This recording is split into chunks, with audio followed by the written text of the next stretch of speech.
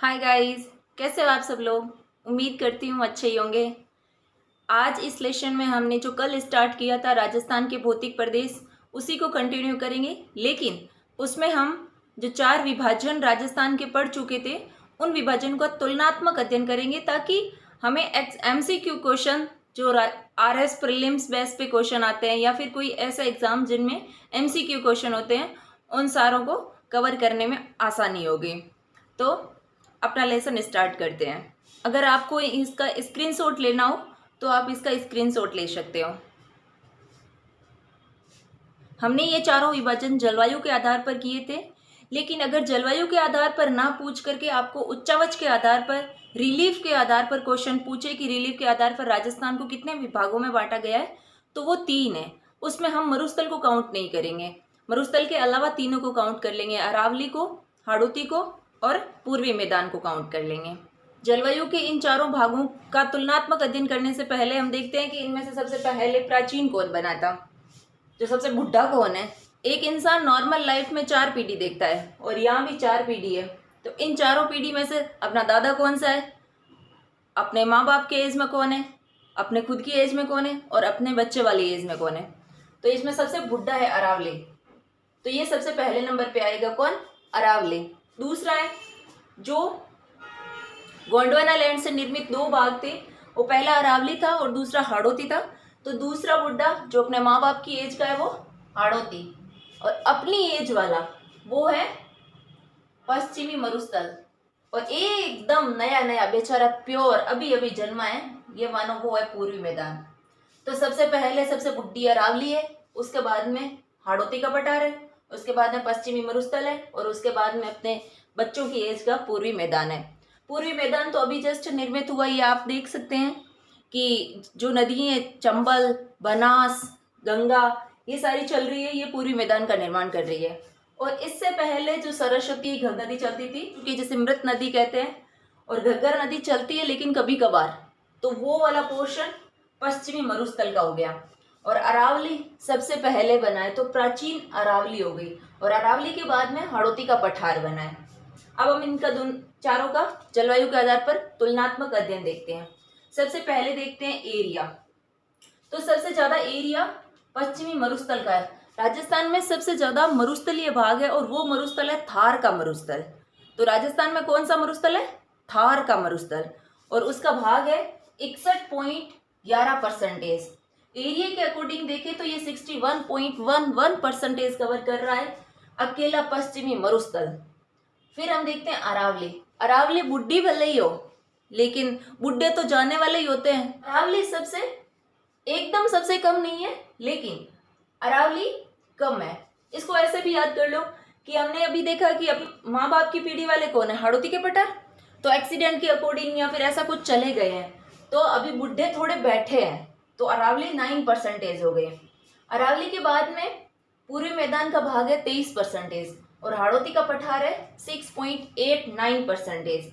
In percentage को अच्छे से याद करना है। कभी कभार ये स्टेटमेंट के अकॉर्डिंग सीधे क्वेश्चंस आ जाते हैं कि हाड़ौती के पठार का भाग 61.11% है, क्या ये राइट है? तो ये राइट कथन नहीं होगा, ये रॉन्ग कथन हो जाएगा। हाड़ौती के पठार कितना है, हाड़ौती का पठार हो गया 6.89%। इन दोनों को अगर कवर करें तो ये लगभग 30% कवर कर रहे हैं। ये अरावली और पश्चिमी मरुस्थल है, ये दोनों लगभग 70% कवर कर रहे हैं। तो ये 70% और ये 30%। फिर हम देखते हैं जनसंख्या को।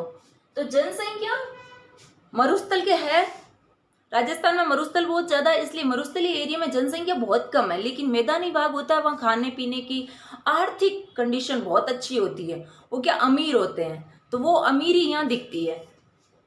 जलवायु के अकॉर्डिंग अमीर का है, कहीं ऐसा नहीं हो कि आप तुलना करने लग जाओ कि नहीं नहीं इसके पास में तो पैसे ज्यादा, उसके पास में पैसे ज्यादा, नहीं। जलवायु के अकॉर्डिंग अमीर पूर्वी मैदान है। तो जनसंख्या सबसे ज्यादा पश्चिमी मरुस्थल 40%, अरावली 10% कवर कर रहा है, पूर्वी मैदान 39% और हाड़ौती 11% कवर कर रहा है।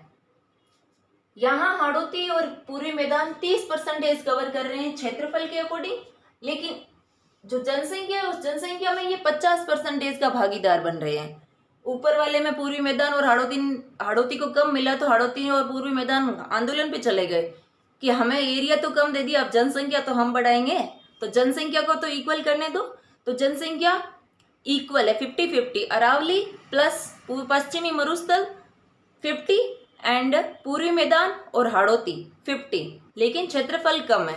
तो क्षेत्रफल कम होने के कारण इन्होंने हड़ताल की और ये 50-50 आधे आधे पे आ गए। फिर हम देखते हैं इनका डिस्ट्रिक्ट। तो पश्चिमी मरुस्थल के डिस्ट्रिक्ट बहुत बड़े बड़े हैं, इसलिए हमने क्षेत्रफल में जेबीबी, और ये सारे पश्चिमी मरुस्थल के जिले थे। तो जिले 12 कवर करता है पश्चिमी मरुस्थल, अरावली कवर करता है 13, लेकिन इनमें मेन है वो है 7 मुख्य जिले कवर कर रहा है अरावली, और पूर्वी मैदान कवर करता है ये 10 जिले कवर करता है, और हाड़ौती के पठार 7 जिले कवर करता है। अभी तो सिर्फ इन चारों को कंपैरेटिवली देख लो कि कौन कौन से जिले हैं। जब हम विस्तार में इन चारों को पढ़ेंगे तो कौन कौन से जिले किस किस क्षेत्र में आते हैं उन सारों को हम अच्छे से कवर करेंगे 1 बाय 1। अरावली यूं तो 13 जिले कवर कर रहा है, तो क्वेश्चन अगर ये पूछ ले कि अरावली के पश्चिमी में कितने जिले हैं, तो वहां 13 लिखना है। लेकिन अगर अरावली के पश्चिमी मरुस्थल में कितने जिले कवर हो रहे हैं, तो वहां 12 कवर हो रहे हैं। क्यों एक का डिफरेंस आ रहा है? वो डिफरेंस आने का रीजन सिरोही है।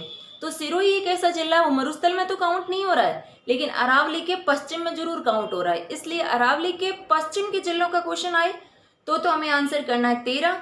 लेकिन अरावली के पश्चिम में जो पश्चिमी मरुस्थल भाग है उसके जिलों का क्वेश्चन पूछे तो वो 12 हो गए। फिर हम देखते हैं इनमें सोइल को, मृदा को। तो मृदा मरुस्थल में कैसी होगी?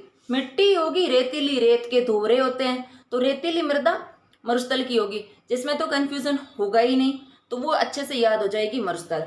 अब नेक्स्ट है अरावली। तो अरावली में क्या हुआ है? पर्वत है तो पर्वतीय मृदा, और वन बहुत ज्यादा है तो वनीय मृदा। फिर हम देखते हैं पूर्वी मैदान। तो मैदान में क्या होता है? मैदान इसलिए बेस्ट क्यों माने जाते हैं? क्योंकि वह नदी बहती है, और नदी के आसपास में क्या होता है? पानी बहुत ज्यादा है और जमीन उपजाऊ हो जाती है, क्योंकि वो एक जगह से दूसरी जगह मिट्टी को बहा कर ले जाती है।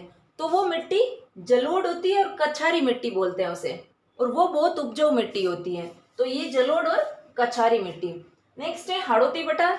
तो हाड़ौती काली, कपासी या इसे रेगुड़ मृदा भी कहते हैं।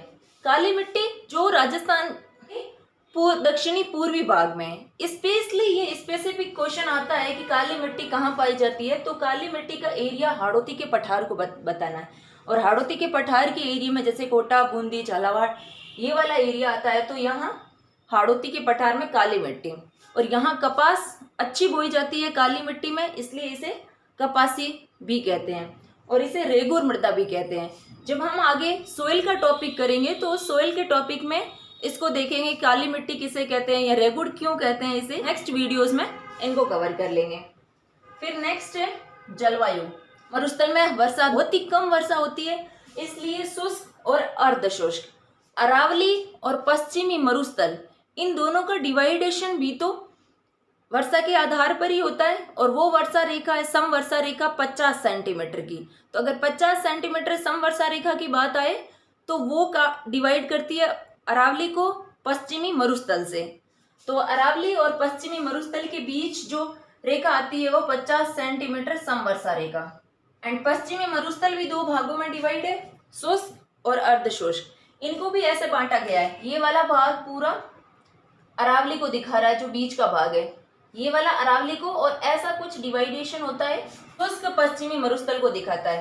तो ये वाली जो रेखा है ये 50 सेंटीमीटर सम वर्षा रेखा, और ये वाली जो रेखा आती है ये 25 सेंटीमीटर सम वर्षा रेखा। जो इन दोनों के बीच को डिवाइड कर देती है वो है 25 सेंटीमीटर सम वर्षा रेखा, और इन दोनों को अलग करती है वो 50 सेंटीमीटर सम वर्षा रेखा। शुष्क में 0 से 25 सेंटीमीटर वर्षा होती है, और अर्ध शुष्क में 25 से 50 सेंटीमीटर वर्षा होती है। नेक्स्ट हम देखते हैं सबसे ज्यादा बारिश किस में होती है। तो यहाँ इन तीनों में सबसे ज्यादा बारिश अति आर्द्र ये है, तो हाड़ौती में सबसे ज्यादा बारिश होती है। हाड़ौती के बाद में बारिश, क्योंकि हाड़ौती अरब सागरीय शाखा से भी वर्षा प्राप्त कर रहा है और बंगाल की खाड़ी से भी वर्षा प्राप्त करता है, तो हाड़ौती के पठार में सबसे ज्यादा बारिश होती है, इसलिए इस एरिया को अति आर्द्र कहते हैं। और पूर्वी मैदान को आर्द्र की श्रेणी में डालते हैं, और अरावली को अपाद्री की श्रेणी में डालते हैं और यहाँ बिल्कुल भी बारिश नहीं हो रही है। तो इसको ऐसे भी याद कर लो कि बारिश ऐसे बढ़ती जा रही है, इसलिए जलवायु यहाँ ऐसे अच्छी होती जा रही है। अति आर्द्र, आर्द्र, अपाद्र, शुष्क और अर्ध शुष्क। इनको एक बार दोबारा देख लेते हैं कि ये दोनों भाग क्षेत्रफल में 70% कवर कर रहे हैं, 61.11, और ये 9%, और ये दोनों भाग 30% कवर कर रहे हैं।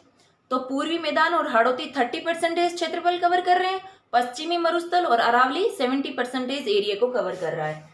फिर हम देखते हैं जनसंख्या। तो जनसंख्या के दोनों को इक्वल मिल रही है, 50-50 दोनों को मिल रही है। तो 50 में हाड़ौती को मिल रही है 11 और पूर्वी मैदान अमीर है जलवायु के अकॉर्डिंग, इसलिए यहाँ जनसंख्या बहुत ज्यादा निवास करती है। अगर क्वेश्चन कभी रैंडमली पूछ ले और हमें आंसर न आए कि सबसे ज्यादा जनसंख्या किस एरिया में निवास करती है, तो हम आंसर मैदान को ही चुनना है हमें आंसर, क्योंकि ना तो हम पर्वत पे अच्छे से रह सकते हैं, ना हम कहीं और जगह पे पठार पे अच्छे से रह सकते हैं, लेकिन मैदानी एरिया ऐसा एरिया होता है जहाँ हमें जो चाहिए होती है इसेंशियल आइटम सारे अवेलेबल हो जाते हैं। आवश्यक वस्तुओं की पूर्ति हमें मैदान में कंपैरेटिवली इजीली प्राप्त हो जाती है, इसलिए सबसे पहला आंसर सबसे ज़्यादा जनसंख्या के लिए चुनना हो तो हमें मैदान को चुनना चाहिए। तो यहाँ मैदान में 39% और यहाँ तो 40% इसलिए मानना है, सबसे ज़्यादा तो पश्चिमी मरुस्थल की जनसंख्या है 40%, लेकिन एरिया भी तो बहुत ज़्यादा है। जब इतना सारा एरिया होगा तो अगर थोड़ा बिखराव में भी जनसंख्या निवास करती होगी तब भी 40% यहाँ रह रही है। तो मरुस्थल में 40%, अरावली में 10%, पूर्वी मैदान में 39, हाड़ौती में 11। फिर हम जिले कवर करें तो 12 जिले कवर कर रहा है पश्चिमी मरुस्थल, अरावली कर रहा है 13 और जिसमें से 7 मेन है, और पूर्वी मैदान 10 जिले कवर करता है, हाड़ौती 7 कवर करता है। मृदा की बात करें तो ये इन वर्ड्स के अकॉर्डिंग ही मृदा डिफाइन हो रही है। मरुस्थल में कैसी होगी, रेतीली मिट्टी, तो रेतीली मृदा हो गई। अरावली में कैसी होगी, तो पर्वतीय होगी, तो इसलिए पर्वतीय, और पर्वत है तो वन बहुत ज्यादा होंगे तो वनीय हो गई। फिर हम देखते हैं पूर्वी मैदान, तो पूर्वी मैदान में क्या है, नदी बहुत ज्यादा है तो जलोढ़ मृदा या कछारी मृदा, और हाड़ौती, तो हाड़ौती का एरिया दक्कन के पठार को कवर करता है और दक्कन के पठार में काली मिट्टी है तो वो काली मिट्टी, और इसके दो और नाम है कपासी मिट्टी और रेगुर मृदा।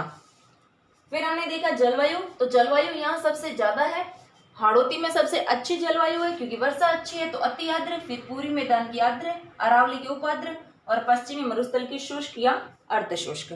आज की क्लास को यहीं खत्म करते हैं, मिलते हैं नेक्स्ट क्लास में। मैं उम्मीद करती हूँ कि आपको ये क्लास अच्छी लगी हो। अगर अच्छी लगी हो तो कमेंट बॉक्स में ज़रूर बताएं। Thank you.